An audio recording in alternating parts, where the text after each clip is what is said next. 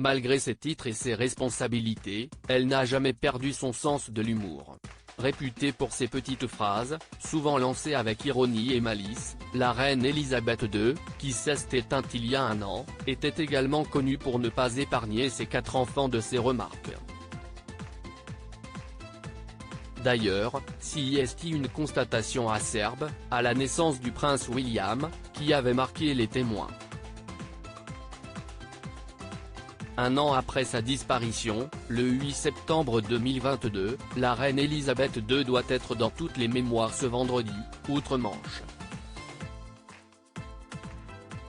Mais si les fans de la monarchie, les amis, ou encore ses collaborateurs se souviendront d'une femme qui a tenu son rôle pendant plus de 70 ans sans fléchir, sa famille, elle, pourra aussi se rappeler d'une mère et d'une grand-mère affectueuses mais souvent absentes, plus proche de ses petits-enfants que de ses enfants, avec qui elle a été très sévère. Et particulièrement avec celui qui lui a succédé, le roi Charles, qui n'a sans doute pas oublié la remarque plutôt acide qu'elle avait faite en rencontrant son fils aîné, le prince William, né en juin 1982, « Heureusement qu'il n'a pas les oreilles de son père », aurait-elle lancé, probablement devant son mari, le prince Philippe, décédé en 2021, et devant la maman du petit garçon, Lady Diana. Une référence aux oreilles décollées de son fils, qui lui ont longtemps valu des moqueries dans le monde entier, qui n'avaient pas dû lui faire très plaisir. Mais il faut dire qu'avec son aîné, les relations étaient très loin d'être simples. La reine, en effet, était réputée pour sa froideur envers son héritier, qu'elle et son mari ont eu très jeune, elle n'avait que 22 ans et n'était pas encore montée sur le trône, et à qui elle n'a pas pu consacrer beaucoup de temps pendant l'enfance. La reine était effrayée par l'idée de la maternité, au tout début. Elle n'avait rien appris de sa propre mère, révélait même l'une de ses amies dans le livre The Crown.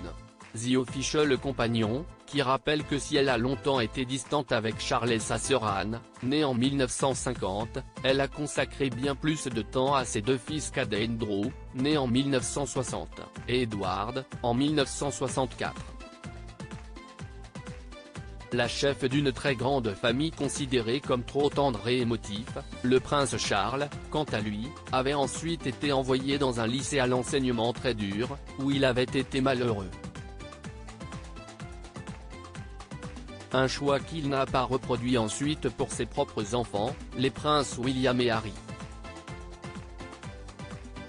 2 jeunes hommes très protégés par leur grand-mère, d'ailleurs, au contraire de son attitude avec Charles III et malgré la remarque assez piquante sur ses oreilles, les 2 petits princes ont été couvés par leur granny, d'abord lors du divorce difficile de leurs parents, puis après la mort de leur mère Diana, en 1997.